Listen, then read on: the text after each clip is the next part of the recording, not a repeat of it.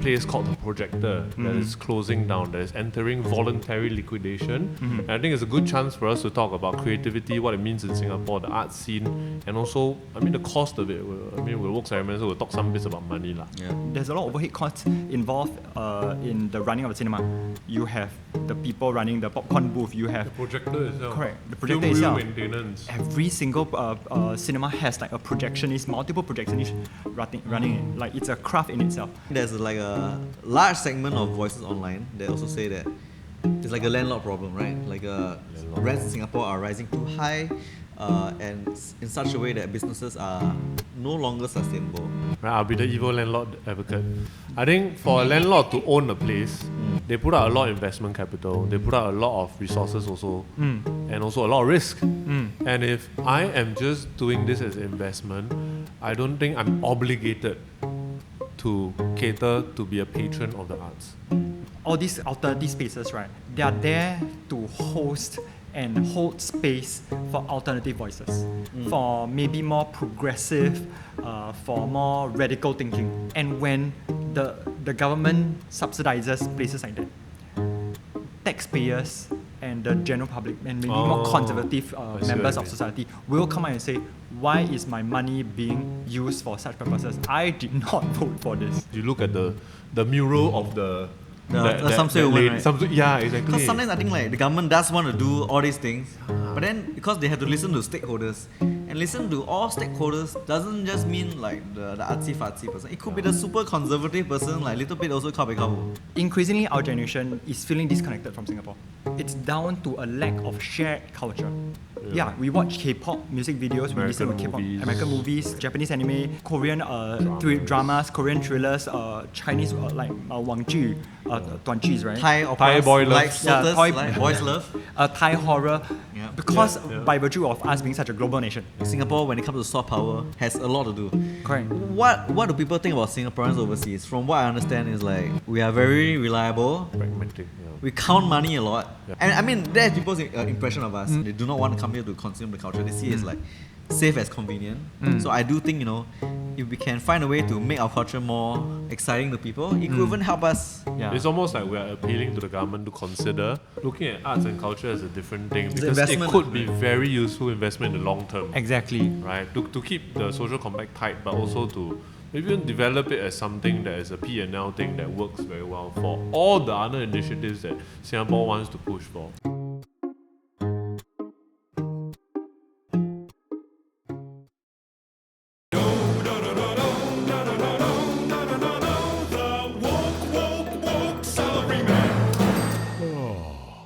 Hi everybody, welcome to another episode of the Woke Salaryman Conversations. I don't want to call it podcast anymore. But the Woke Salaryman long-form conversational media. Today we have a guest.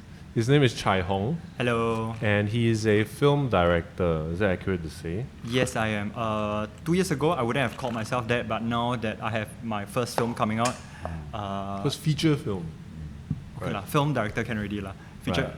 No one even knows what a feature film is anyway. It means 90 minutes, right? Something like that. The format is... What is it? Yeah. Like if you feature something, then it's a feature film. Yeah. Like movie. It's as opposed to like pornographic film where it's porn, then you're a porn film director. You feature the actor, actress as well. It's a grandfather term though. Like because it's feature length. Oh, feature length. So feature length film. So feature length is 9 minutes? 45, I believe it's 45 minutes and above. But usually it's... So sometimes our podcast is a feature film. It is a feature film. It is a feature film. Feature length. Wow, look at that, Wei Chun, you're a feature film director. Yeah, I think my favorite stuff that Chai Hong does is like this series called The Average Guys. It's phenomenal. It's like The Office but local. I hope it's not insulting to say that, because I love The Office. No, it's not insulting at all. You mean it rounds in like 2017, 2018, right? And it's amazing. Yeah, everybody should just check it out, because the style of acting is so authentically Singaporean and yet like real, because you shot it in this style of like almost like a documentary that was cobbled together. But I mean, you wrote the script and everything. It's really like The Office. So check that out. I think he has a particular flair for comedy that is very interesting. I think last time when we spoke, you said not just comedy, but slapstick comedy, right? That was something that you would like to really bring more of to Singapore filmmaking. Is that right? Yeah, I love slapstick comedy. I mean, in like these days, right, slapstick comedy kind of gets a bad rap because people use it like cheap laughs. Yeah, and they stuff. conversationally Or they fall down, call it this is lousy. Like lousy comedy equals slapstick comedy. But to me, like as a writer, the almost like a dictionary term for slapstick comedy, right? It's really just physical comedy. Like for example, Stephen Chow is slapstick Absolutely, comedy. Mr. Bean, slapstick comedy. Buster Keaton, Charlie Chaplin. Yes, correct. It's a very high art. All actually. the Faulty Towers. Yeah, all British comedy. A lot of it is slapstick comedy. So slapstick comedy can be really well thought out and very intelligent. And in that, when you really elevate and you go really overthink every single joke, It's a high art. it's still high art. It's a high And art, of course, there's also slapstick comedy where It's accessible it's just easy high lah. art. Yeah. So you want to create like inaccessible slapstick comedy Inaccessible slapstick comedy. I want to hone slapstick comedy. in a way that it becomes inaccessible. No, make In it a way that's uniquely Singaporean. correct. Oh, wow. Yeah, accessible, especially to Singaporeans. Got it. Yeah. So we're here today to talk about the art of filmmaking, of course, but also more relating to a recent news that happened in the filmmaking Singapore world, which is that there's this place called the Projector that is closing down, that is entering voluntary liquidation. And I think it's a good chance for us to talk about creativity, what it means in Singapore, the art scene, and also, the cost of it. We'll work ceremony, so we'll talk some bits about money, right? Yeah. So maybe for those of y'all who don't know, the Projector was a sort of like art house cinema that we call a theatre, right? Yes, I think they would call themselves an independent art house cinema lah. Yeah, so And it was at the Golden Mile, is it? Golden Mile. it was headquartered at Golden Mile Tower for the longest period Which of one? time. Yeah, Golden Mile Tower. Yeah. Then for last year, I think the past maybe 6 months, half a year maybe, They went cine. they moved to Cathay. occupy the Cine Leisure. So Cine they were sort of like a leased space, Right. a space leased out by GV. Right. So right. they were tenants there, essentially. Yep. And then I think they owed quite a bit of money to their creditors. I think like something like more than $1.2 million. And I think the significance of this is that arts in Singapore is kind of I guess not a very forefront thing, and it's very difficult to keep the cost of like maintaining something that is purely and intrinsically for the arts that is not primarily profit driven. Anything in Singapore like that is difficult. Yeah. So I think it has also impacted us quite, or not us but Chai Hong quite directly. Could you tell us about your film and the screening and how it was affected by that? I think We Can Save the World, so that's the title of my movie. We Can Save the World was initially supposed to premiere at the Projector. The Projector was supposed to be one of our movie locations, our screening locations. So when the Projector was still headquartered at GV, at Cine Leisure, we were supposed to have our gala premiere there, and then thereafter continue screening there, and of course, hopefully other locations all around Singapore as well. This closure disrupted that. It disrupted that, but it's also a case of, just to be clear, like we also took on it. It was a decision we made. It wasn't forced upon us. So there were, of course, the upheaval behind the scenes. You know that essentially Projector. So what happened exactly for anyone who doesn't know the entire timeline of things, right? Is that they were at Cine Leisure, the Projector, and then they were forced out of the Cine Leisure location and go back to return to Golden Mile. Of course, they wanted to do that as well to a certain extent.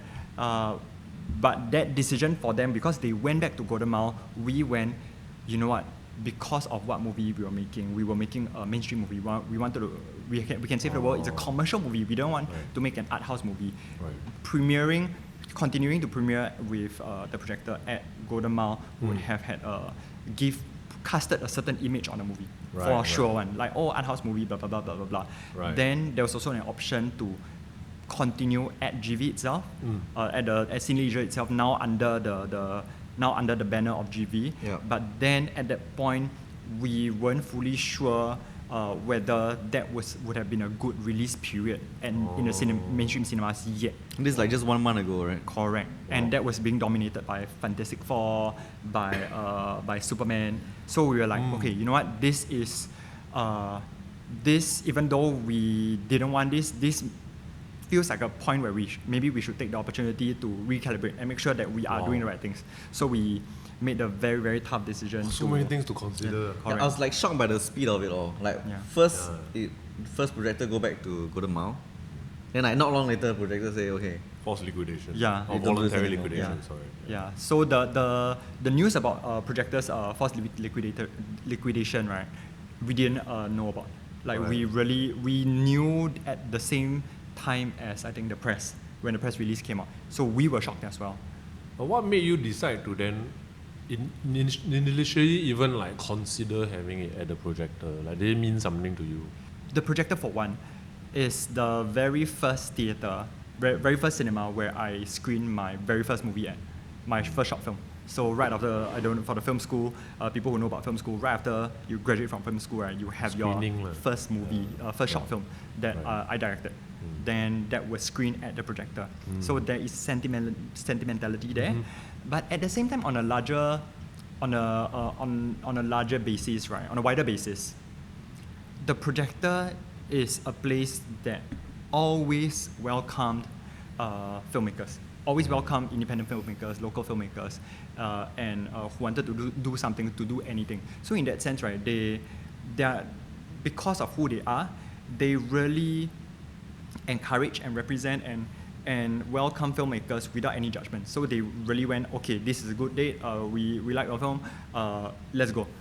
Whereas with commercial cinemas, and because they have scale, the setup is different, their priorities are different, understandably so, because everyone got mouths to feed, right? It's operating a business. costs. Correct, got overheads.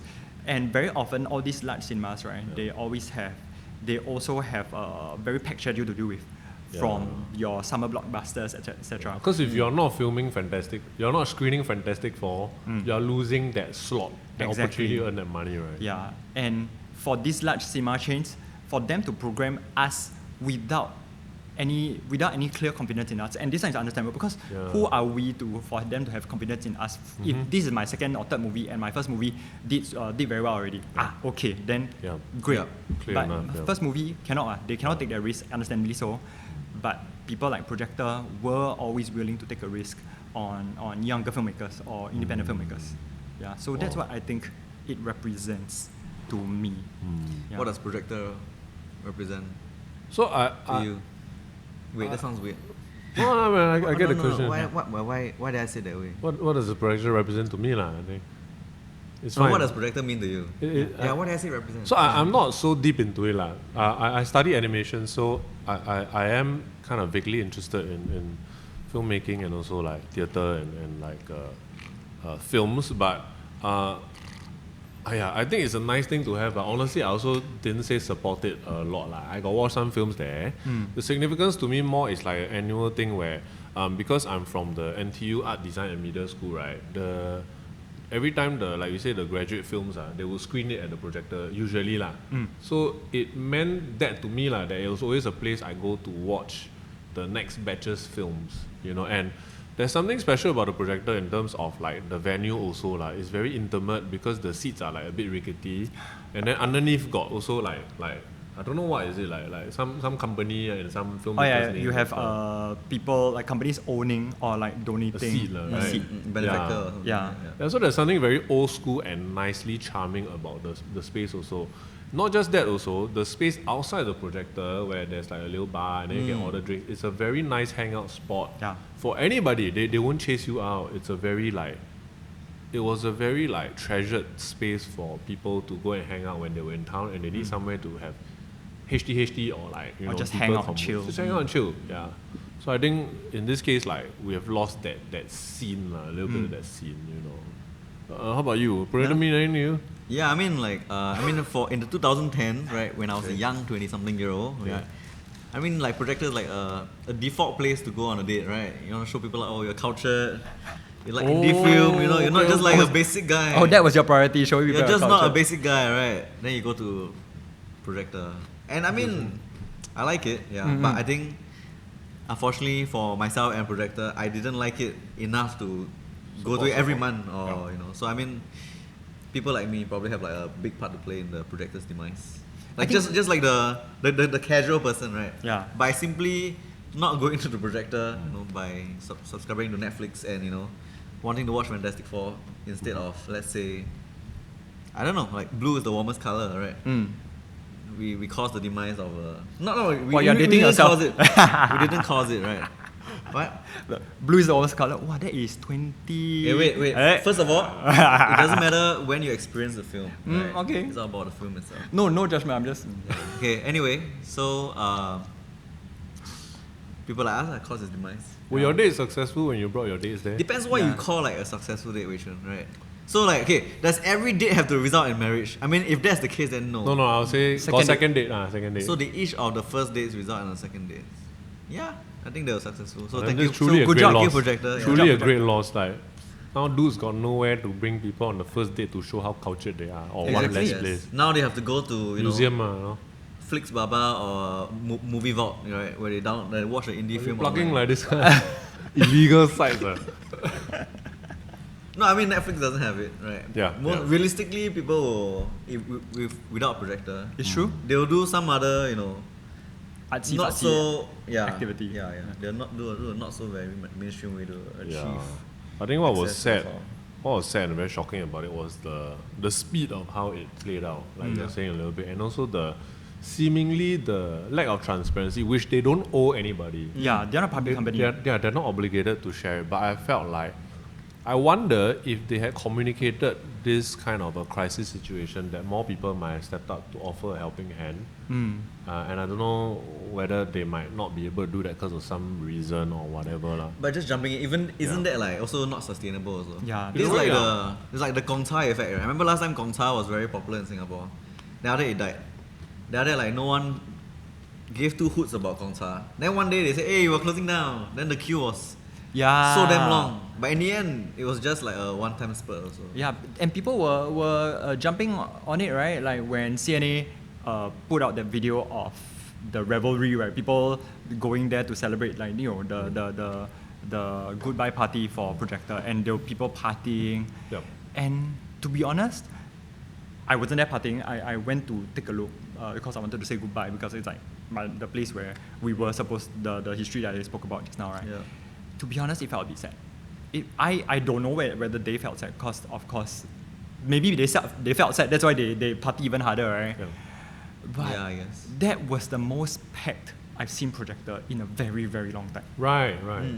It's the Gong Cha effect, I call it. Yeah. When you die, everyone kind of... It's like the Tambi newsstand, or the Yes. magazine stand, that everybody was very sad about it leaving, but they were not around for the decades that it was languishing, and they didn't support it. So only in the end, then we come out and then we participate in the revelry at the end. But then where were you all these years?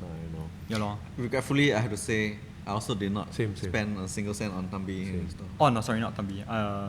Tambi Holland V. Very far away from me. But honestly, for Projector, I call myself like culpable as well. Like, could I have watched more there? Yep. Probably, yes, for sure.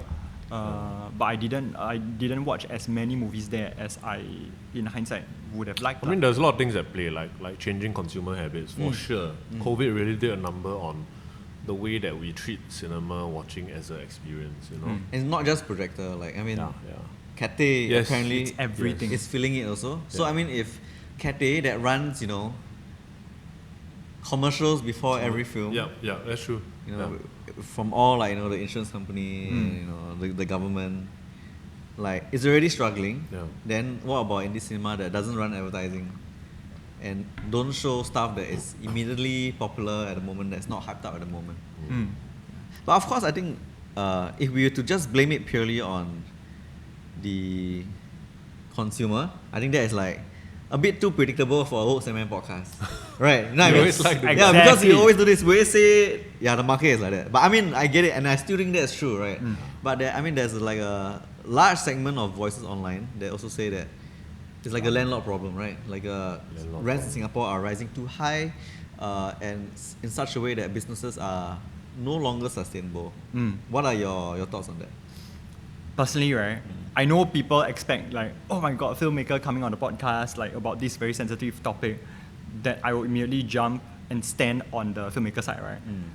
Actually, I'm not gonna do that. Not immediately, like not in a very obvious way, of course. You can do it 5 minutes later. Yeah, I'm not gonna ever do it because I do think we are culpable as well. So, at the end of the day, right? Can I eat? While you're Sure. making your point. Yeah, he Sure. eat lunch already, so I never offer. I haven't eaten yet. Today I I went. very both haven't hiti, eaten. I pujua. So The hell is bourgeois? he understood. I don't. You I don't. Then why you laugh? He just like do this I kind of laugh thing. at the name Puzo. You laugh at everything, right? Hiti. Oh, Hiti. Yeah, Hiti. Right. Yeah, but you were saying like your perspective as a filmmaker and how you don't just take the art side. Yeah, Yeah. because okay, I'm speaking about cinema in specifically, right? Because I cannot speak for other art forms, not your performing arts, your visual arts, nothing. Only about cinema. At the end of the day, cinema to sustain the art form is one of those art forms where it's there actually as a huge agent of capitalism. Is that you in order to sustain it, movies are expensive. Movies to make, movies are expensive to distribute because you need a lot of marketing to get people out to know about the movie and then watch it. Movies are expensive to exhibit, which is you need a lot of like overhead. There's a lot of overhead costs involved in the running of a cinema. You have the people running the popcorn booth. You have The projector itself. Correct. The projector Film itself. reel maintenance. every single cinema has like a projectionist, multiple projectionists running it. Like it's a craft in itself. Oh, really? They still exist? Yeah, they exist. Wow. Yeah, of course now it's digital, so the craft is slightly different, but still have. Okay. So it is very much an agent of capitalism. It requires money to keep running. So we cannot lie to ourselves and pretend that, oh, it's just about art. We should support it for the sake of art. So that's the very first position I take already. It's expensive. And if it's expensive, we expect people to pay for it.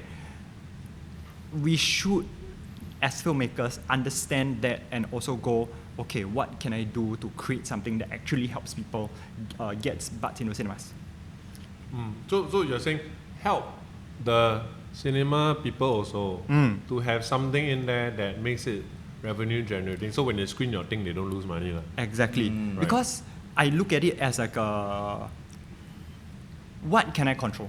The truth is I cannot control the environment. I cannot control customers and their habits, their spending habits. I cannot control government and what kind of policies they enact. I cannot control. Oh, you can vote. Then you can. Is that Yeah. But you get what I mean? No, as in one person voting for Also, his cause about cinema, I don't think Yeah. that alone Yeah, will change I mean, it. if a lot of Chai Hongs vote. True. True. Which is And- why we have to talk about Yes, it. Right? exactly. Yeah. Discourse. Yes. And there's also like blockbuster films, you can't control what other films are out in Correct. that time of Yeah. year. It's an you know? entire ecosystem that you have to consider. Yeah. So as filmmakers, right, the only thing I can control, right, is actually myself. The content of your film. Yeah. So Right. before coming on here, right, like just for the audience, audiences to know, right, like I've known the two of them for very long already. So I really thought about, and I watched the podcast as well. So I was Put this really mic thinking, huh? I'm kidding. Yeah. So I was really thinking, right, like what can I share here that actually does shed light on this whole perspective? And what I realized that very often people, it's like the cinema business, right? It's a black box. No one knows what. You only see what goes on the screen. You have no idea what happens behind the scene, right? Yeah. And I won't go into that too much detail because Yeah. a lot of that is under the exhibitor's purview. Yeah. But how I see the entire ecosystem is this: on one end, you have film, you have the arts and culture. Arts, yeah. Arts and culture of cinema, right? And if I ask myself, like, what is arts and culture to me of cinema? Like when I say arts and culture, in this case, I'm really talking just about cinema, not about other things. If I ask myself honestly, what is it about? It's about beauty. It's about community. Moving it's images. Moving Time. images. Yeah. And if I really pick just one thing to focus on, right? Actually, to me, it's about community. Community. Yeah, you are making a movie, you're telling a story for a community. You're not telling, you have to make a movie for a community. If not, who's gonna watch it?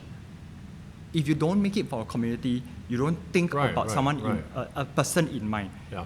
Be it yourself and then externalizing it That's true. to figure out like who else looks like you. Yeah. Who are you making a movie for? It's about community. Then I think especially at the indie level, right? Because Yeah. like Hollywood can just pump out and like people will just lap it up. Blah, blah, blah, yeah, blah, blah.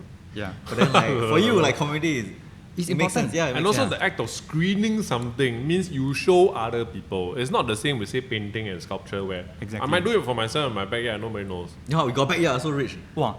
Okay Where? lah. My little room in my 3-room flat, okay? Okay. Work with me here. Okay. But then in a film thing, half of the thing is about screening it to put Correct. it in a big screen for 100 people to watch it at the same time. Yeah. Right.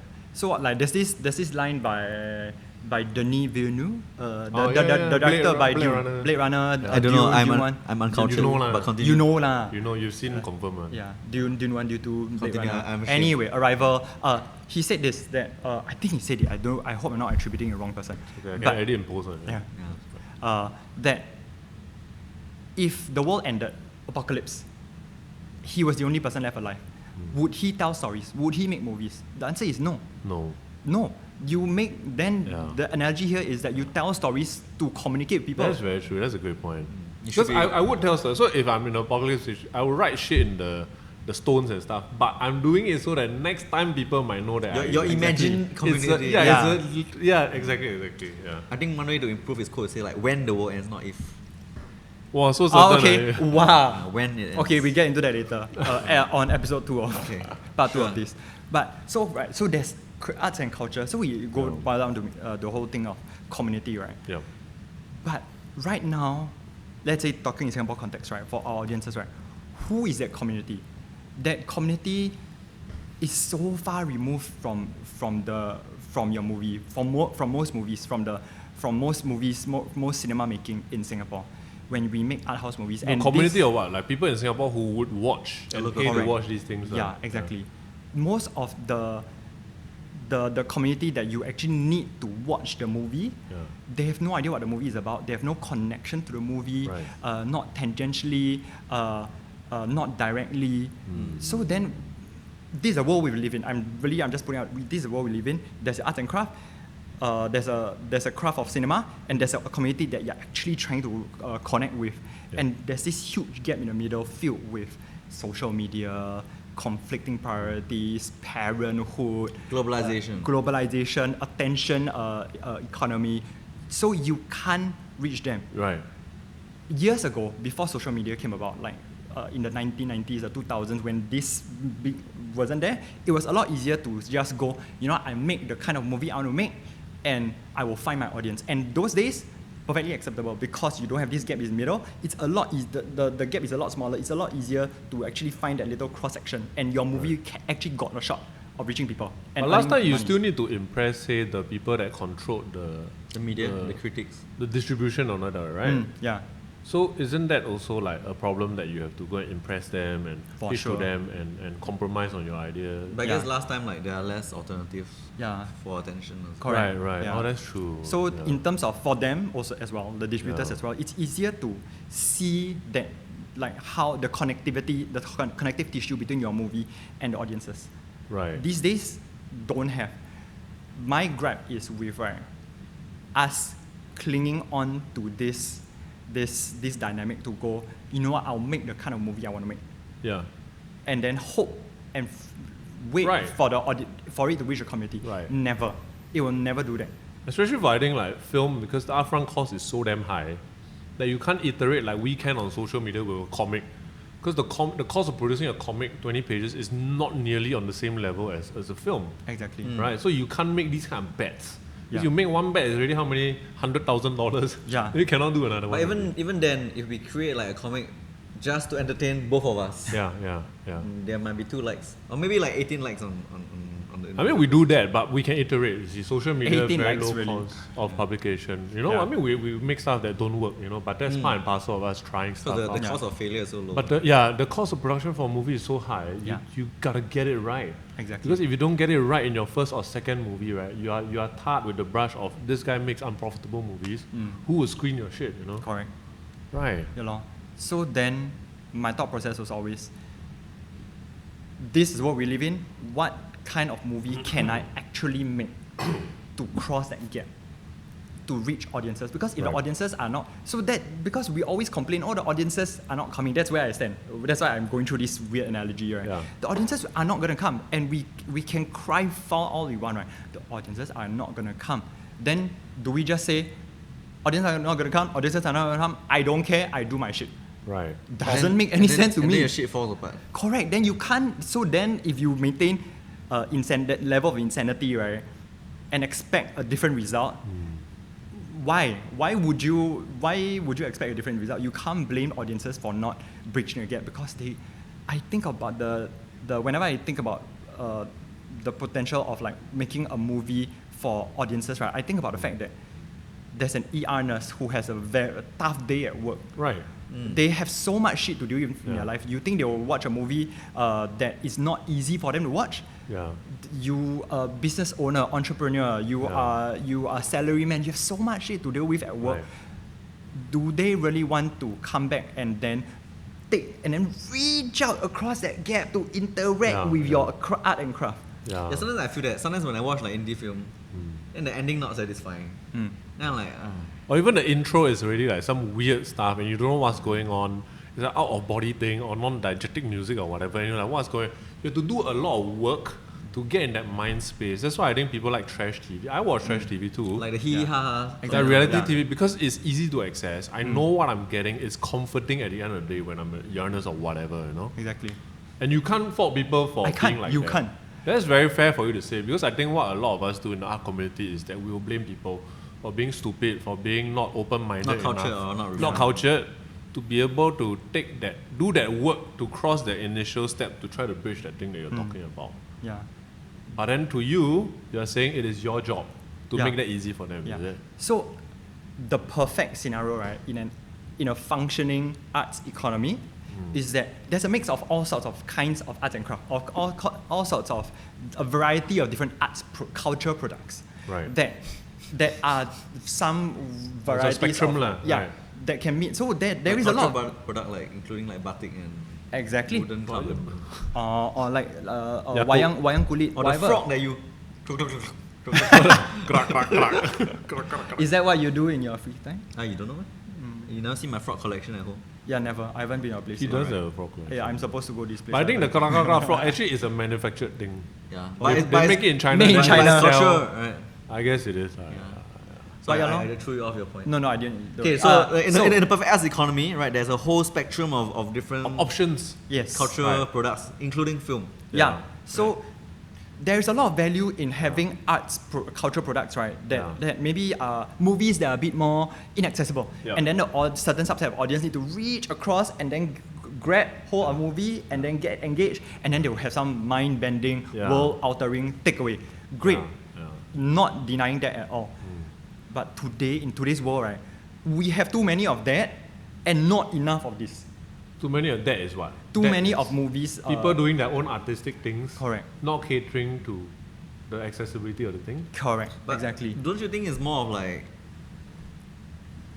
there's a small amount of winners because they cater to everyone, cater to like the lowest common denominator. Mm-hmm. Then you have the people who just want to do their own thing. Then you don't make any money at all.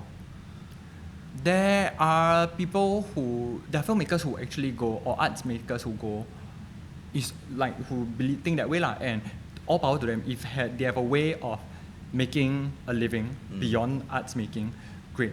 Then do whatever you want Yeah, and you're okay with it not selling Yeah. and you're still okay. exactly. Okay. But my personal observation of the arts and culture scene across Singapore is that the truth is we don't have enough arts and cultural products that reach for the audiences and find ways. And this one is a whole host of different factors. Of Yeah. course, government can jump in to help, and I do think they want to jump in and help because not every single art form.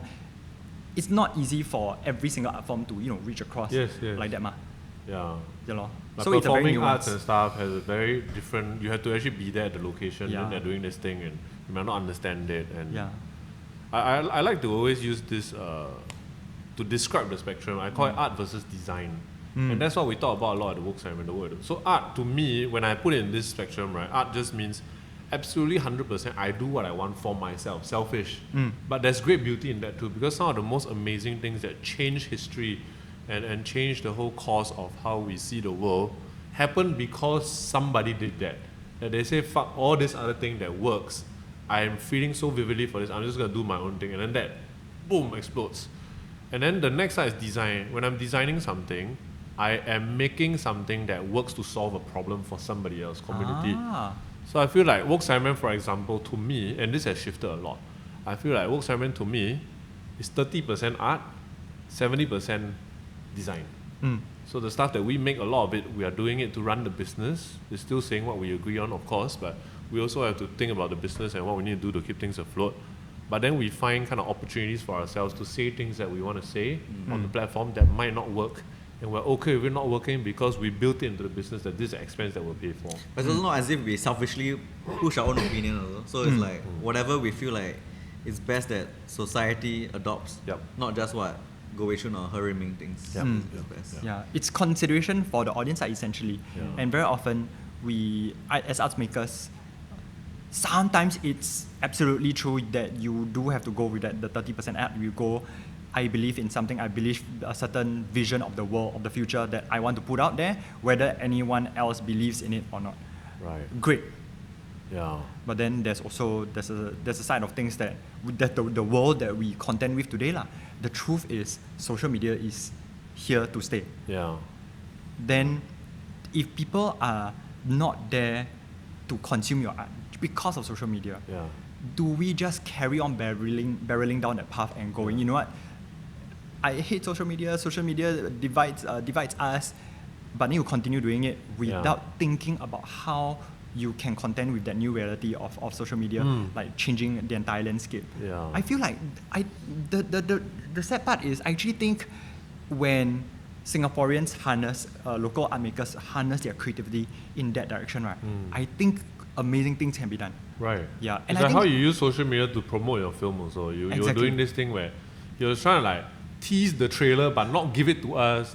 They say, oh, it's been kidnapped and things like that, you know. You ran away with the film. They say, oh, my producer's making me do these reels to, you know, get more attention for the film and stuff. But you're trying to play with the tools that you have. Like, and I don't know whether it's successful or not, but the truth is, I'm not a content creator, right? I don't have the skill set to be creating content. You create feature-length content. Yeah, feature-length content, like Wei Chun.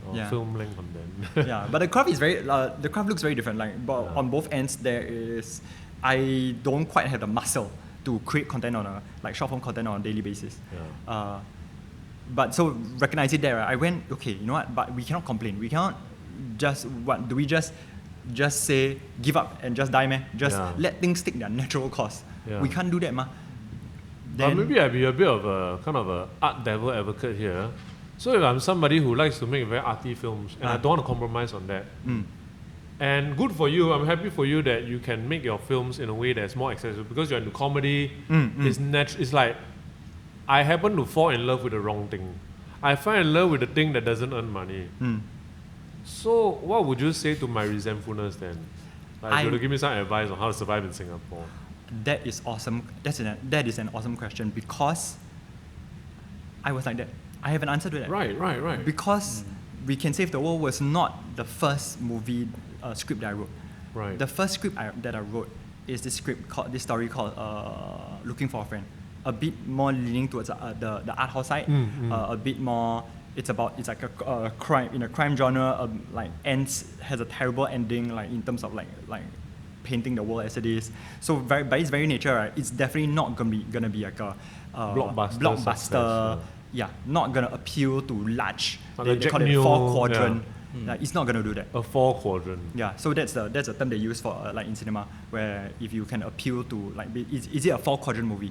And the 4 quadrants describes like the different 4 different demographics. Age demographics. Right. Yeah. Okay.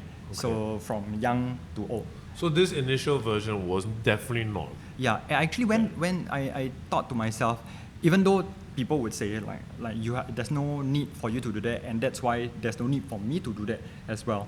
Like speaking on their own behalf, right? Yeah. Where you don't need to think about this kind of thing when you want to make a movie. People would say that, but actually I went, if I want to have a sustainable career as a filmmaker, if I want to keep making movies, like people like Jack Neo, I want to tell stories. If my stories, I feel my stories got value, got entertainment value, got cultural value, whatever, right? I believe in that. that means I need to have a career to be able to make movies. Wait, do you see Jack Neo as a successful filmmaker? Yeah. I mean, yes, right? He is. Correct. Like He has a career. commercially, right? Yeah. Okay. The truth is, Just want to clarify, Yeah. like what successful means. yeah, he has a career. To me, that's Yeah. a success. It could be artistic to him. We don't know. Yeah. You know. Or but we People- can go there later, lah. But yeah. yeah, but you know what? He has a career. Yeah. The truth is, no one disputing that. no one else, very few other people in Singapore, have a career as a feature film director. Eric Koo, Yeah, Anthony Chen. yeah. I think Jack Neo once Wu Chin famously Song. said, I mean, he looked at art house film and he said like, oh, I can do that stuff also, Mm. but they don't make money or something. Like Yeah. that. I think he said it. Do you think that's selling out of you to do that? I think, I don't think that's selling out if it genuinely appeals to your own sensibilities. Right. And Yeah. I think filmmakers cannot escape appealing to your own sensibilities. And Yeah. so, to a certain extent, those movies that Jack Neo makes appeals to his sensibilities, and more specifically to his audience's sensibilities, our parents' generation. Yeah. My hypothesis is that our generation, right, we like to hate, like hating on Jack Neo is like a national pastime, right, for our generation, right, because of a lack of movies that actually speak to us. And we almost feel like, although we Local movies. we cannot verbalize it, right, but Yeah. there is a lack of other kinds of mainstream comedies, of mainstream filmmaking and storytelling, Right. that actually we go, that's Right. us. Then when we see that, we go, Jack Neo movies, we go, no, that doesn't represent us. It's not for you. It's not Yeah, made it's not for you. Right. In the same regard, a movie, a Hollywood or Korean movie that has a certain kind of pacing, a certain kind of storyline or plot that we actually really enjoy, we show our parents, right? I show my mom, right? She'll be like, too messy. What is- yeah. Ugh. Right. Different What- audience. What film you show your mom? Is it Old Boy? Maybe. Okay. Nice. Okay, actually, I wouldn't dare to show Old Boy to my mom. See, that's the thing. I would. Parasite, you know, that kind. Yeah.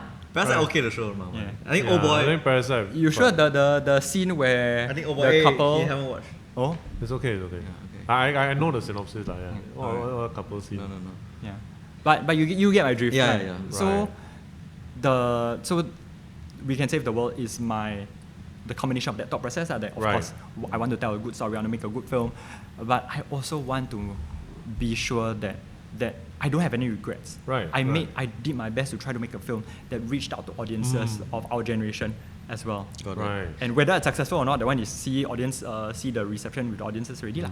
So I hear you, but I think we're still letting landlords off the hook, Ah, okay. right? Because Yeah. a lot of people are saying rents are going up too high, and at some point, if rents are so high, maybe the only few businesses can survive are large businesses, Yeah. and maybe like some tuition centers that are also very profitable. And places that companies that own I think locations. F&B also, you know, Yeah, how yeah. F&B, because I hear this a lot, and I think this is also relatable to the Projector case. A lot of landlords would rather let the place sit empty than to not raise rates, because they want to keep pace with the thing, and they don't want to set a precedent of this thing having had this rental rate for the whole market. And I've heard a lot of like very bad things about how it's impacted, for example, F&B, like you say. Then the only ones that can afford the rental is all the big brands. Nothing wrong with that. I'm going to name some, like your Toast Box, your Bread Talk, all that. But then your stuff becomes very formulaic. Okay, actually, Yeah. those two brands were one brand. Oh, is it? Oh, I Yeah. didn't even know that. Shit. Or they split. Oh yeah, that was like a sister No, brand, no, right? no, Toast Box is in or Hai Di Lao, you Yeah. know, like you're very big, like then you get a homogenization of the options that you have. Which is the CapitaLand Mall. Yeah. Yes, Yes. which I like CapitaLand more because when I go there, I know what I can get. Yeah. But I need some weird malls here and there to pepper the places that I can go to have a cool Saturday afternoon out when I'm in the space for more indie things. And So- I guess that's what Golden Mile is. Yeah. That's Yes. what Roxy Square is. Yes, I think yes, that's why it yes. hurt so much for people when Yes. it left. Yes, Yeah, yes, because yes. because people like to say that it's the third space, right? But looking back at it, I feel like it's not a third space that people are lamenting because they didn't use. A lot of people didn't use What's it the as a third definition space. of a third space? A third space is well, I can't remember the TURD. dictionary. Third. What? No. Third. He said third. Third. Sorry, I Singapore. No. Singapore lang. No. A third space is Tiga it's a space for people to chill out at, for people to co-opt, people to take part in the curation of the whole process, to almost like have a neutral space to Right. to It's a have to cooperative. themselves, Yeah. where you don't go there. It's not a space where transactions take place. Right. It's not, you can go there without judgment and just, be yourself. Yeah. And I think by the very different definition, a lot of people are looking at Projector and thinking, that's my third space.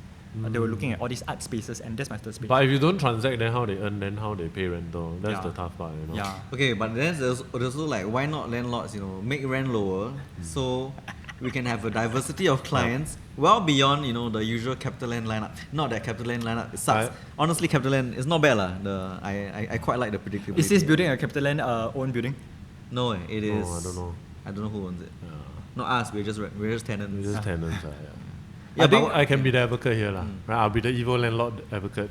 I think for a landlord to own a place, they put out a lot of investment capital, they put out a lot of resources also, and also a lot of risk. And if I am just doing this as investment, I don't think I'm obligated to cater to be a patron of the arts.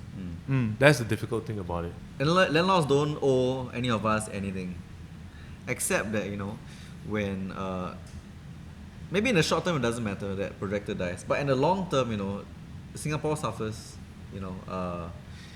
because there's Culturally. a loss culturally, there's loss of creativity. We will never make films like How to Make Millions Before Grandma Dies. Yeah. Because That was a product of the Thai cinema industry Yeah. supporting that film. Like, that was not his Yeah. first film. Yeah. A first film would not be at that level of quality. exactly. Yeah. So I mean, there's an argument that in the long run this hurts Singapore more, and sure, like the landlord takes no responsibility. But I guess if the landlord wants Singapore to be more vibrant long term, there is an argument against reducing rents to allow diversity, at least in But what happened to my investment, you see? If it is a privately held thing that is not tied to government, I really don't think the average, let's not even say businessman, the average Singaporean would make a business decision like, okay, eat a bit let's help for the arts and the culture. Yeah. I feel like we're looking at the wrong direction, honestly. I think that's asking too much. Not even unfairly of landlords. I mean, I see your argument. I mean, I am after all, a shareholder of certain real estate investment. Yeah, trusts. right. Your Yeah, capital, yeah. Ascendas, whatever. You are a shareholder in this Yeah, already. so I mean, I'm also a shareholder in CapitaLand. Yeah. So I mean, if the REIT doesn't do well, we don't collect the rental. Yeah. Your dividend will be affected. Yeah, will be affected. Not Right. not that I will be very sad or not because of this. I hope we all make all the malls all big and stuff. But I think many Singaporeans are also inadvertently beneficiaries of the system that they are criticizing. Right. Yeah, it's very hard to decouple that. So then my question is, on two fronts, Yeah. when does all these things that you guys are describing, right, in terms of how laying the blame at landlord's fee, or not laying the blame at landlord's fee, right, when do we say this is rent-seeking behavior? When do we say that this collectively leads to the downfall of society? Sure, we can say that in the short term, shareholders do not care. And yes, in the short term, shareholders absolutely do not care. But then we all have a lot of time on this earth to live to live with. Like you are in your Allegedly, yeah. Allegedly, we're all in our 30s. If we live live until to late 80s or 90s. at this point, right, I Or feel 40s. like societal collapse, right, is coming already. Like, simply because we cannot look beyond the short term. And I'm not saying that shareholders are wrong. I'm not saying that landlords are wrong. Because Agree. if I were them, it would be tough to make that decision as well. Because I think, so if I was CEO of CapitaLand, right, and I suddenly made the decision to go, you know what, we are now morally culpable to society, and we are going to unilaterally do our best to reduce rents for all. I tell you, tomorrow, the board will vote to remove me from Replace the. that guy, Yeah, I'll be shares will removed. fall. Yeah, and also because the shareholder will be unhappy, but shareholders are not just big companies. They're also little guys like me, right, who own some REITs Yeah. as well. So the next question. So the part two, which is an actual question, based on what you are experiencing, Yeah. is there anything to actually incentivize people to move away from such behavior or such thought process? I think I can answer it a little bit. I think Singapore, for better or worse, is predisposed towards a rental mindset. Why? Because if you look at the map, like in the global map, one of the most valuable things Singapore has is the location.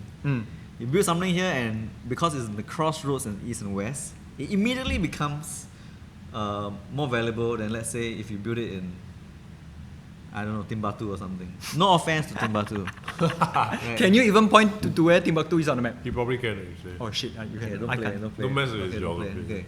Or never mind. I don't. Yeah, land is valuable here. Yeah, so I guess like in Singapore in some way is rentier culture personified. We like sit on this very precious island. Yep. We import, export, we trade. We don't manufacture stuff of our own because of our size, Yep. and therefore So inherited cultural trait, the way we see things.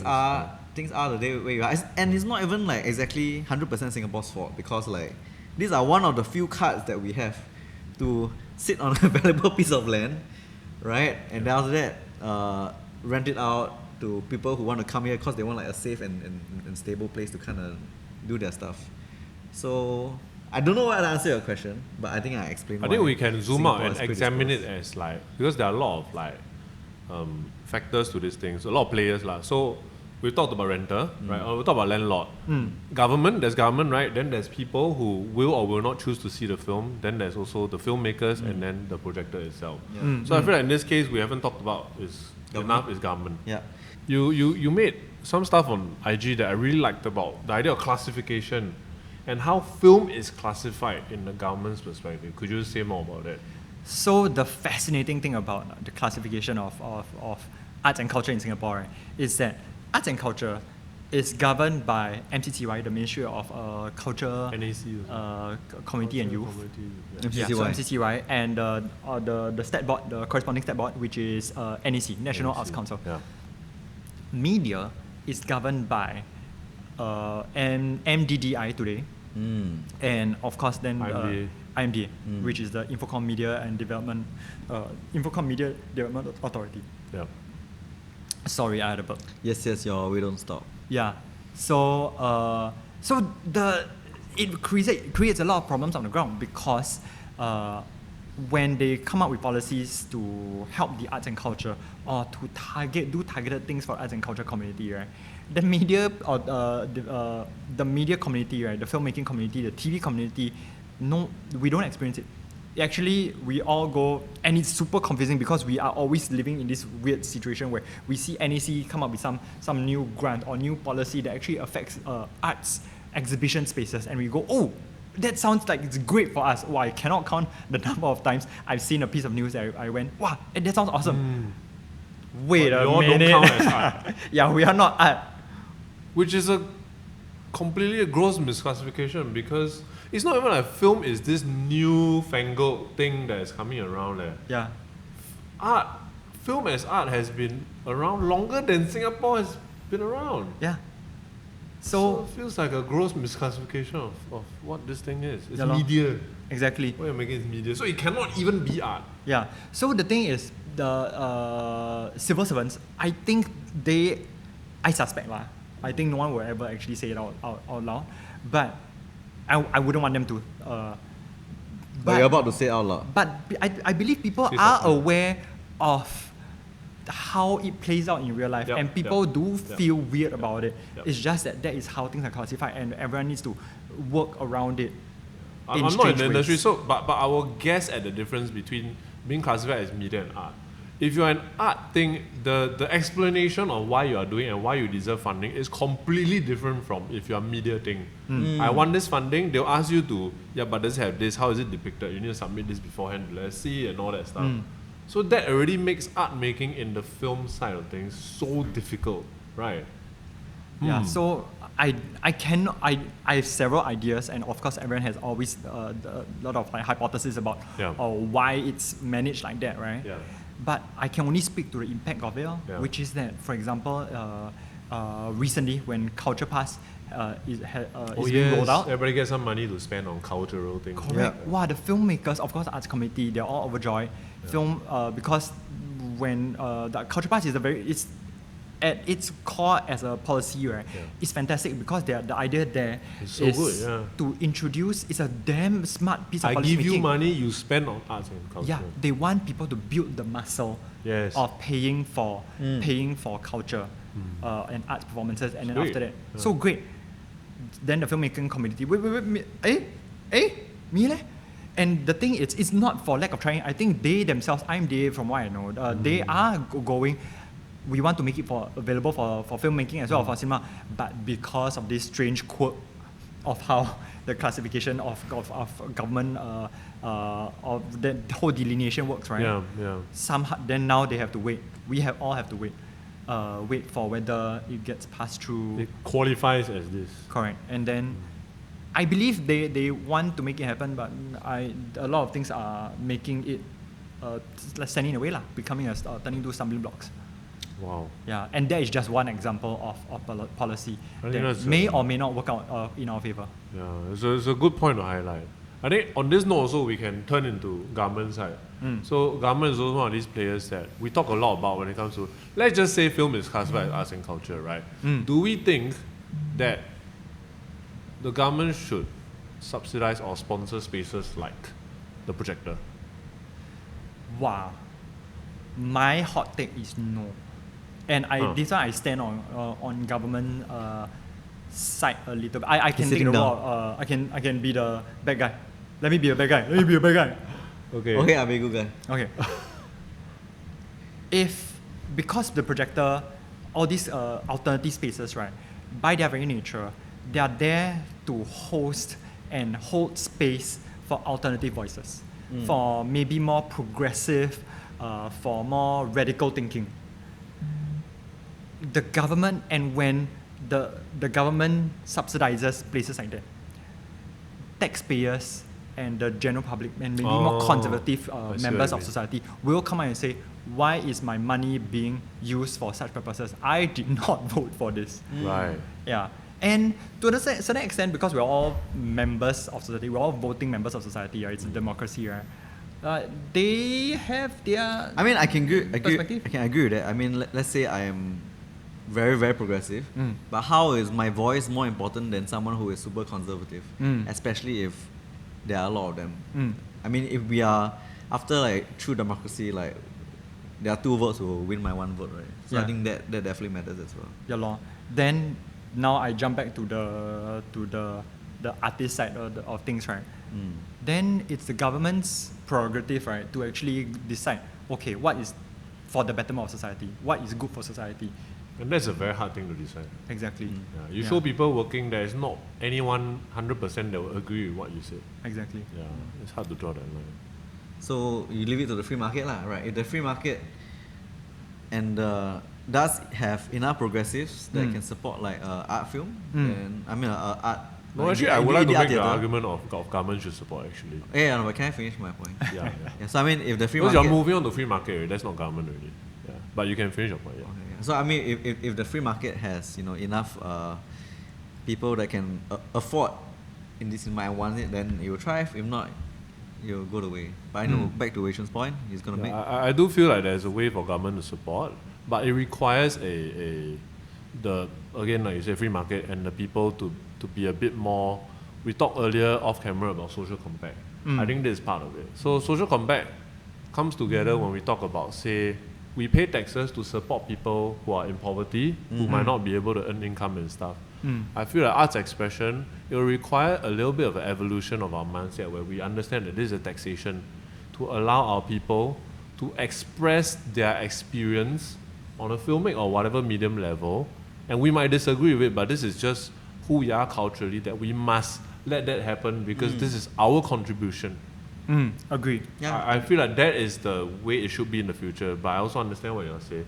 Especially in Singapore, it's very difficult. Yeah, sorry, I immediately, the moment you said, I immediately abandoned my stand. No, you're not abandoning it because you are also actually not just say supporting, you are also in essence trying to protect the screening of art house films because you are saying if the government is in control of this, we cannot show the art house films fully as they are because the purview will be It'll so be like tight. a half-ass version. Yeah, that might as well don't exist. Yeah. So I have an example. There's this thing called the NFB, the National Film Board, which is a film board that was established in Canada, I believe in the 1930s. It flourished to the point where in the 1960s and 1970s, right, there were animated films that were coming out of Canada that were world class, like Oscar nominees, and it later went up and down in different things. But the purpose of the film board, I went to look it up, right? Some of my favorite animated films of all time came from the NFB in the 1960s and 1970s. Canada still has a good bustling animation scene, but the 1960s and 70s is a golden age of art house animated stuff, amazing stuff. Ryan Larkin, Caroline Lee, I can name all of them, right? And I believe for that to happen, Canada had to be moderately prosperous, progressive also. So culturally, we all understood, Canada understood that, hey, look, we're doing pretty okay. And Singapore's in that position. Singapore's doing okay right now. Can we just, as a country, understand that it's important to document our experiences, even though we disagree? It lends to this thing of a diversity of viewpoints and stuff, and that actually helps. So I feel like, in my mind of like something that works in the future, if ever I was to be super rich, that's what I'll do also. I'll set up a film board. And I will sponsor filmmakers that I believe have great potential, and I'll pay them a decent salary for Singapore. Last time you said 3,000 a month. I was saying 3,000 a month, but so it's not 3K a month. It's not a lot, but you can live on that. Yeah. Right? Yeah, and you can still do more that gets you other money after that. Yes. So I would love to, like, if I ever become a multi-millionaire, I would make a film board, and I would sponsor these things. But I hope one day the government can do it. I think, right, government is ready, but they need the people to be okay to not make noise about it. But we are not there, because you look at the mural of the Samsui woman, right? Yeah, exactly. Because sometimes I think like the government does want to do all these things, but then because they have to listen to stakeholders, and listen to all stakeholders doesn't just mean like the artsy-fartsy person. It could be the super conservative person, like little bit also kabe-kabu. Yeah. Right, the secret they find offensive, then they complain. Yeah, the Samsui woman one, actually I think it was like the government see already, they're like, Okay. maybe got issue, but let's leave it. But if somebody complain, they have to address it. So it becomes this whole mess, of trying to appeal to too many stakeholders. So I mean, a big part of it is like society become more tolerant of different viewpoints. Yep. Wow, but I don't know how we're gonna get there. I think it's cultural maturity. The idea that something is expressed and it doesn't shake you to the core because you understand that there's just a diversity of viewpoint. Yeah. And the better way to do it is to not just take it down, but to have a conversation about it. Yeah. To make your own art, to counter it also, or to address it, or to reply it. That's also part of it, right? Yeah, so But I think it's not just a purely Singapore thing. And I do think like in this era of social media, echo chambers and stuff, even countries in the West who are always known for being like Liberal. open and liberal, Yeah. they are also retreating Yeah, from that's very that. true. So I also do not very know true. whether Singapore will reach that stage. I mean, you can argue that because the Singapore government is have very little chance of being replaced, they should just follow through, bash all of it. I mean, bash through all the opposition, right?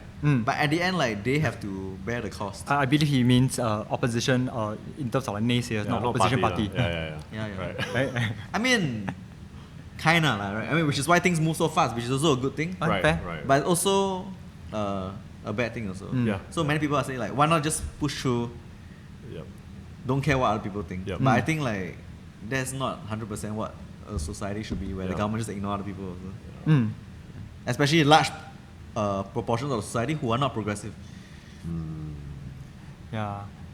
But I also feel like there is an argument to be made to support culture in the sense that, and I'm gonna say this in a way that benefits Singapore propaganda. That Yeah, go on. do you not notice? I don't know whether you all have made this observation yourselves. Increasingly, our generation is feeling disconnected from Singapore. Our generation, we are millennials. Yeah, millennials and below, Gen Z. Okay. We don't feel a connection to Singapore, the same kind of connection to Singapore that our parent generation did. And I think there's a good reason for that. What's it? I think it's down to culture. It's down to a lack of shared culture. And media, and this is a bit like really pushing my own agenda, right? Media is a huge part of that. Right. Like representation, seeing yourself in this correct. format. Yeah, and people love to say, oh no, like who gives a shit about representation? Yeah. And I would say on a very surface level, yeah, I truly do not give a shit. Yeah, But on a yeah. deeper level, I think it bears repeating that the big reason why we don't see Singapore as home anymore, and that the only thing tying us down to Singapore is a BTO. You give me an option if I don't have the financial risk, right, to just move overseas to find a new home somewhere else, right, I would do it. And I suspect most Singaporeans would say this, our generation and below would say something similar along those lines, right? Right. Because we have no shared culture. Once again, media is a huge part of that. We consume Japanese anime. And once again, this is not like Japanese, all these different things that I'm going to list out, right? They're all great. Entertaining, great. K-pop. Yeah, we watch K-pop music videos. We listen to K-pop, movies. American movies, Japanese anime, Korean dramas, Korean thrillers, Chinese like 网剧, 短剧, right? Thai boy love. like Lotus, like boys love. Thai horror, because Yeah. by virtue of us being such a global nation. Yeah. But as a result, right, we don't actually, gone are the days where we actually watch something together that showed our homes in, and I don't mean in cliche ways like, 爸妈吃饭, like, just like cliche, everyone sit around table. Right. Because it doesn't have to be about that. I'm Yeah. just talking about the essence of it, that we see ourselves on screen, that I can finish a movie and I can debate about it with my family, I can tell my friends about it because we have seen the same thing together. That's true. And that is local. Yeah. Over time, that is shared culture. That adds up. These days, the only thing that media-wise, right, that we actually experience regularly as shared culture is maybe NDP. Yeah. And outside of media is maybe I would posit hawker culture. That's why those are the things that we suddenly get up in arms about. And that's why when you ask, what does Singapore mean to you? Hawker center. Then people are like, not sense of belonging, no, not those things, not the people, no, hawker culture. What do you think, Remy? You're Singaporean, so I'm Malaysian, so I don't know. Well, I mean, okay, first of all, I think like, I do not know whether most Singaporeans want to run away from Singapore. I think like, yeah, maybe there's a chance. But maybe it's also because like they haven't experienced life outside Singapore. They might run away then they find, oh shit, actually quite bad. Then No shelter. Yeah, grass is always greener on the other side. It's always traffic like is horrible. then I come back. But I do agree, increasingly we live in a very globalized world. It's very easy to feel disconnected from Singapore. Yeah. And because we also consume all this like media. So I feel like, I mean, there's a lack of shared National identity. identity. It's only during crises like COVID, we all have to get together. We all shit on Batch Lady together, right? That's when we have. But there's no regular programming. Yeah. Right. I mean, gone are the days where you watch like Under One Roof. Or I was gonna say that. Yeah. So Right. Under One Roof, Channel 8, right? The sitcoms. Then there's also the Channel 8, the 7 o'clock, and 9 the 7 o'clock o'clock show. dramas, Yeah. right? Like Or those the We prime watched it time in dramas. JB too, like that was how Singaporeans spread Singapore culture to JB. Correct. yeah. That What's is the soft show called? power. Helping the Ties, the price of Yes. peace. Helping the Ties, World War II Holland show, V, right. all this.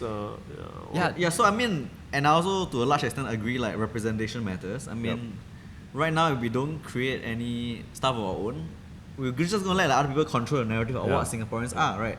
You're gonna watch Crazy Rich Asians, they're gonna think we're all like that. Yeah. Exactly. You know what I mean? Yeah. So I mean, definitely, I do think if more arts thrive in Singapore, it can actually create like a superpower that is Soft as well. punches like way above its weight. Like I recently came back to Mongolia and Came back from Mongolia. From Mongolia. from Mongolia. You know Mongolia? Where they do throat singing and stuff. Yes. I mean, Yeah. not just that lah. They do a whole bunch of other lot, things. Hey, you gave that example. I know. Sorry. Yeah, it's my fault once again. No, it's not your fault. I was a shareholder. Yes. I didn't support the projector. Then now I belittle the Mongolians. Terrible person. Ting, ting, ting. Okay, wait. Even though they were so close to China, the main culture that they consume was not Chinese. Do you know what is it? It's Korean. Oh? Yeah. It made me realize that actually Korea is, for all its flaws, hyper converted culture. There's some toxic masculinity Work thing culture. going on there. Work culture. Yeah. They have incredible soft power that Singapore could not hope to Amazing. match. Yeah. Not, I mean, at this stage lah. And if there was something that could captivate the world,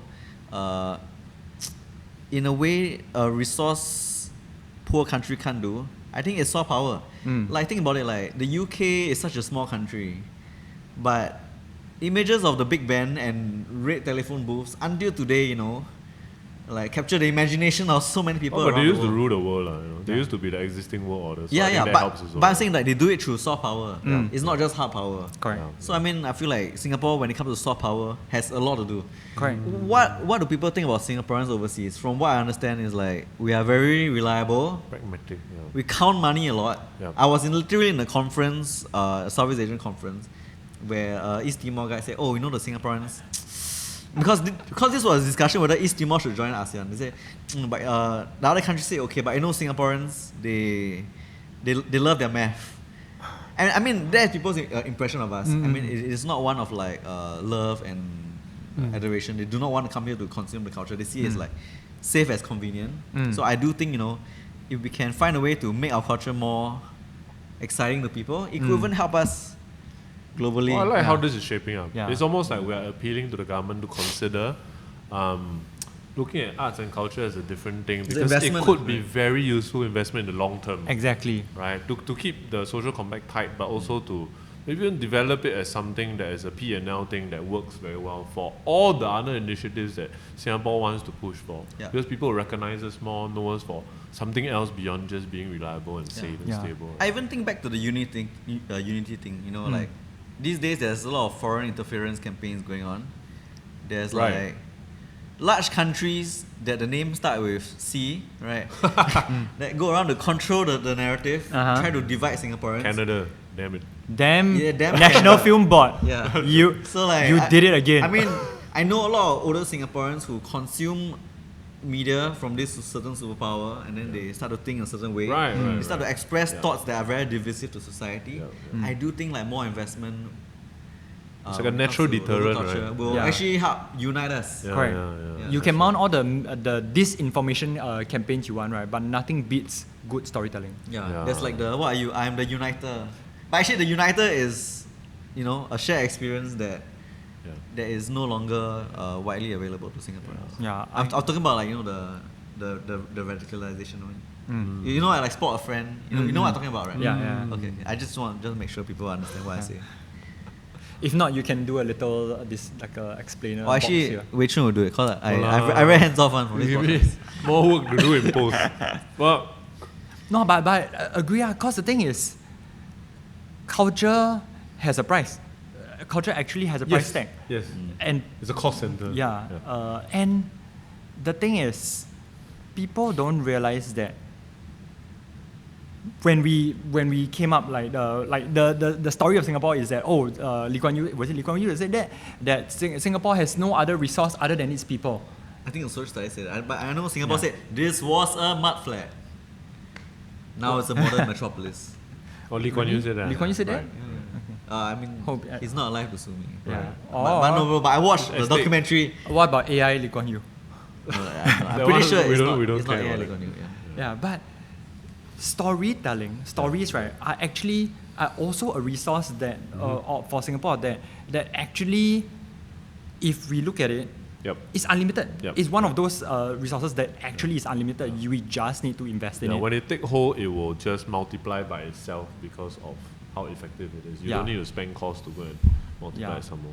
And that's not something that we can put on audiences. I always go back to that I will never blame audiences for not watching my movie. Yep. I blame myself for not making a good enough movie. I blame myself for not managing to market a movie well enough. I mean, I do believe in market forces, in a free market in that sense. I love because life is so tough. If I didn't do a good enough job to make a movie that made their life a bit easier, and of course this differs from filmmaker, of course. Yeah. I'm Yeah. that's for me. Yeah. Then very I can't blame anyone for my failure. It's very fair. I think as an individual standpoint, it's good. Yeah. But maybe if you zoom out, I mean, it kind of takes away responsibility from everyone in society to support something that people treasure. Yeah, so of course, I would love if Singaporeans, I think we as Singaporeans, audiences also, we haven't moved past the whole idea of support local yet, because the truth is we haven't created a lot that is sufficient quantity to let people, to help people move past seeing local as good. Yep. Like as an inferior alternative to a more expensive globalized option. Yeah, so we need more filmmakers doing that. doing their own part, and of course audiences will do their part lah. And somehow, like I said, we have to find a way. At some point, we have to meet somehow. Yeah, I think that's great. We outline everything, right? Landlord, government, audience, filmmakers, also cinema, and the business side of things. Yeah, like. I remember when we were discussing this issue in the office, I think one of our colleagues said like, she believed that there should be a place like Projector in Singapore, because she said, well, a lot of first world nations have all these indie cinemas. And I just thought to myself, yeah, maybe we're not first world yet.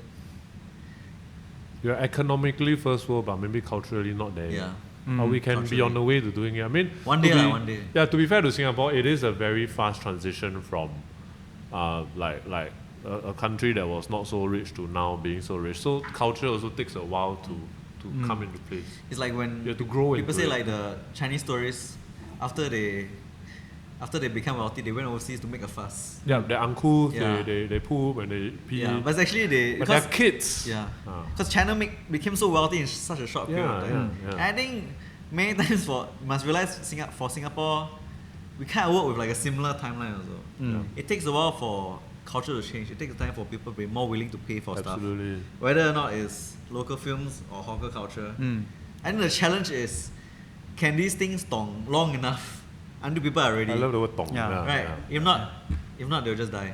Yeah, and also, if local filmmakers, local government, local policymakers, whatever, right, don't do that for ourselves, someone else will do that for us. Yes, absolutely. Like the superpower, start with C. I do it honestly, right? Just now when you said that, like my first thought went to not what you're talking about, but I go to Netflix. So as a filmmaker, I think people don't. This is something that I want to say, but often it's too nuanced a point to say out loud. But I think on your podcast, just say it's very long. It's a feature film. Nobody watch. No, but I think the people who watch will be you can cut snippets out. Netflix is a US company. They have shareholders to answer to. They have their board to answer to. If everyone watches whatever, and Netflix is algorithm based. If everyone watches whatever Netflix tells them to watch, right? At some point, and it's already happening, Netflix does not have any vested interest in Singapore's survival. They have no vested interest. We are just a territory for them. In fact, not a very important territory. It's so tiny. Yeah. So we can crow all we want. We say we want we want to watch certain things, right? Or we want to see more kinds of storytelling come out of Singapore. But if we just let Netflix control whatever we watch, right, that will never happen. If we the thing I'm fighting for is actually cinemas actually have a very important role in this ecosystem, because to a certain extent, local cinemas, right, you will go there, there's still a fighting chance that you can watch a local movie. And because it exists in this entire ecosystem of Singapore, right, it's easier. You don't have to go and argue against Netflix, because Netflix does not give a shit. And then importantly, right, if all cinemas, I just paint the ending scenario for us, like with the worst case scenario for us, all the cinemas in Singapore die, right, and all we have left is Netflix, then literally I don't think we will ever see Singapore movies ever again.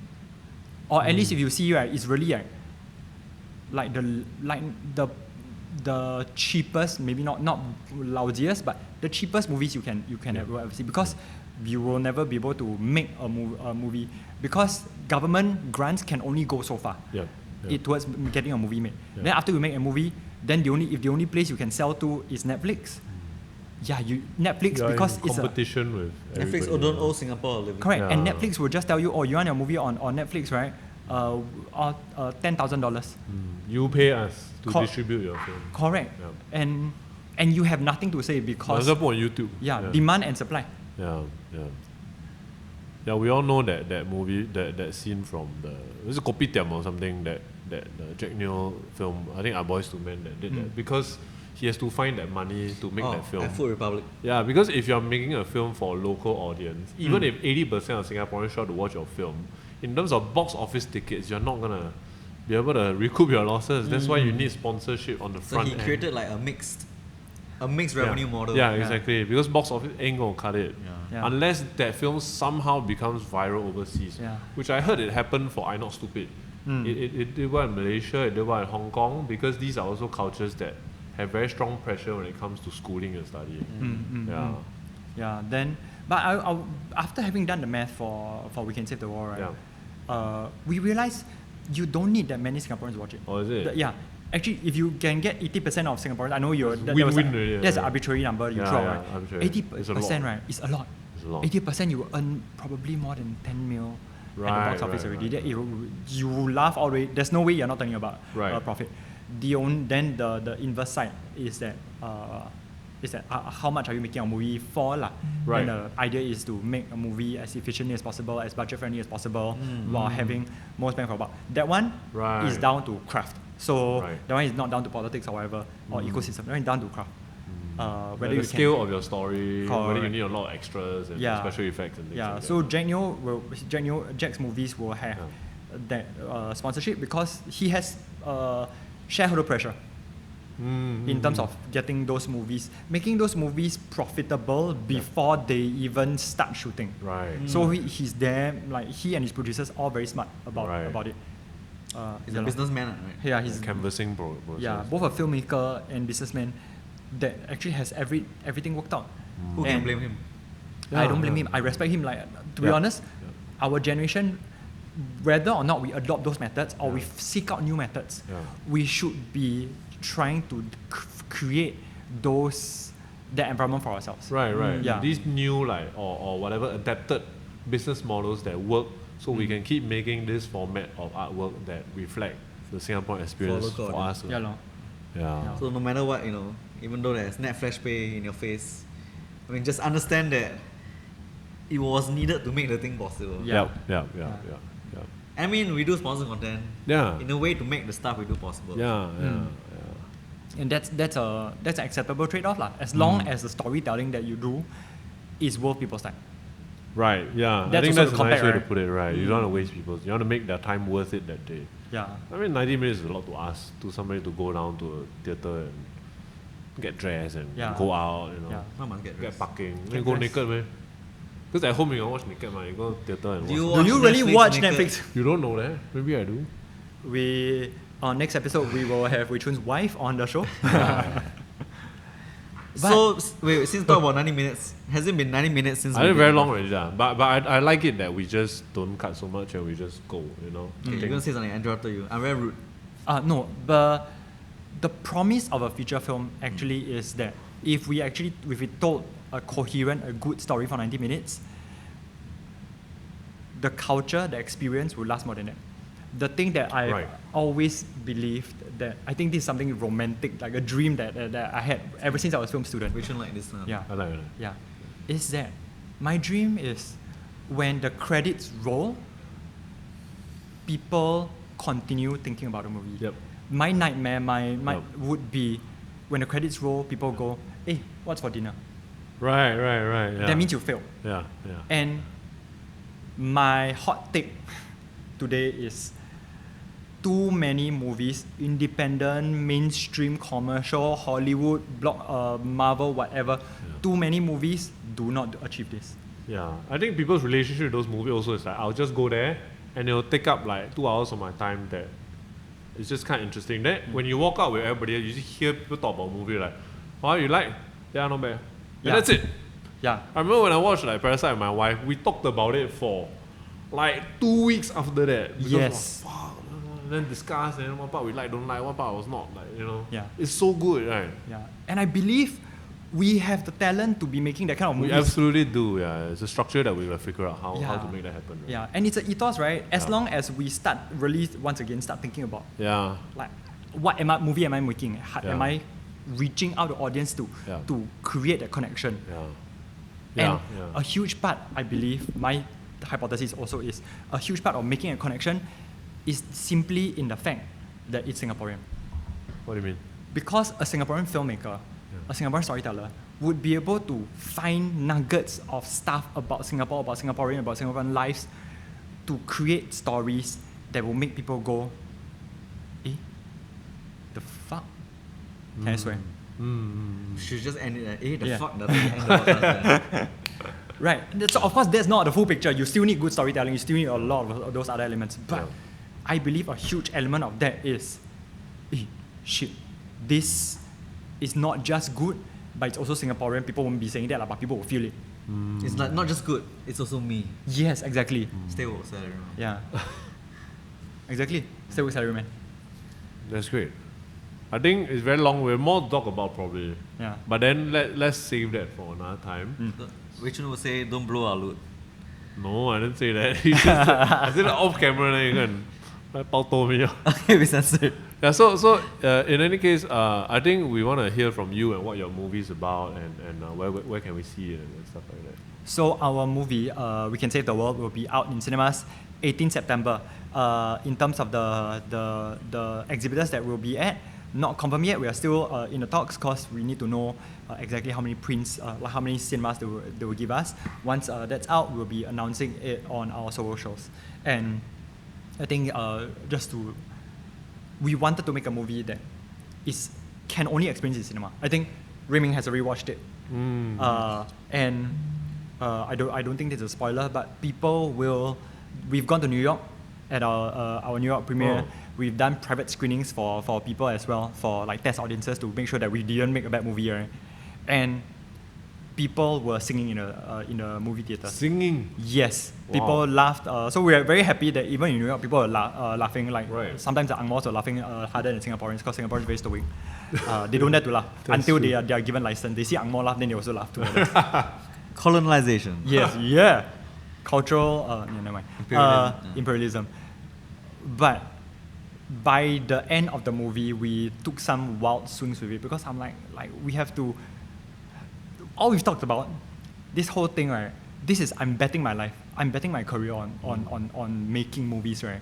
So if I'm betting my life, I better take some wild swings. I better not go tried and tested. This is my first film, yes. I often tell people, it's my first film. But the truth is, it could also be my last film. And I made this film really thinking that. A lot of people tell me, no, I don't think that. But honestly, that's the truth.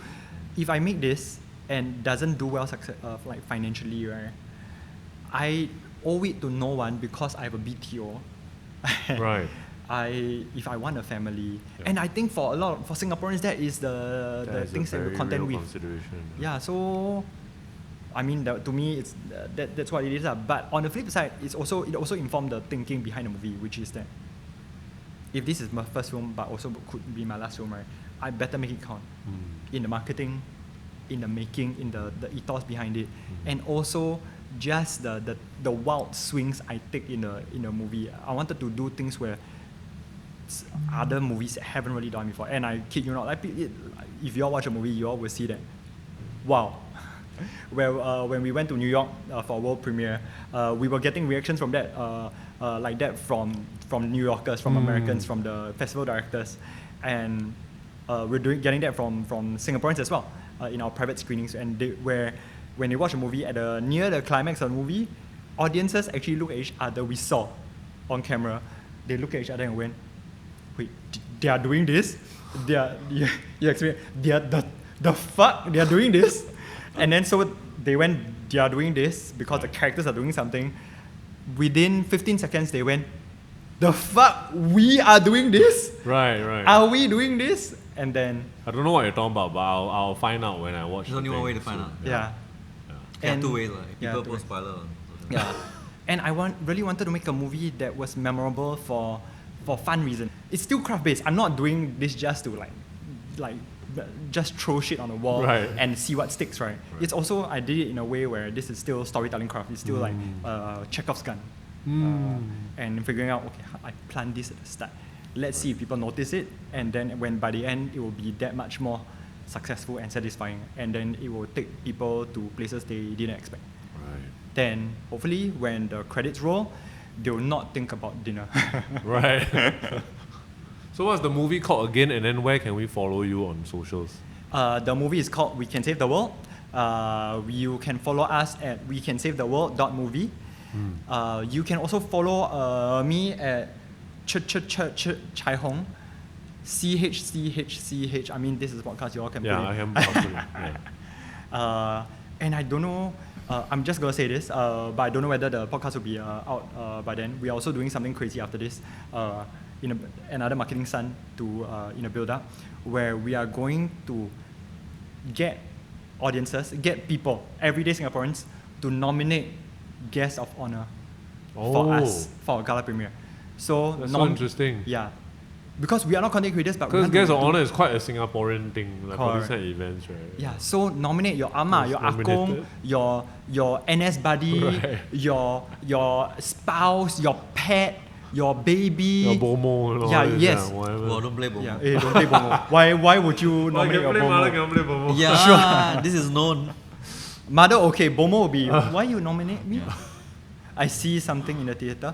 Anyway, but tell us your reasons why this person should That's be cool. the guest of honor, why this Yeah. person is your nomination to help save the world. And then we will bring that person and introduce that person As a our, guest of honor. as our guest of honor, Wow. shine the spotlight on them, and just Interesting. bring people together. Because we can save the world is in the title. We wanted to, we can save the we can save the world. world together Yeah. to have fun. That's Yeah. fantastic. Cool. Well, thanks for coming on, Chai Hong. We look Yeah. forward to having you again. And yeah, please go support the movie, especially if you're Singaporean.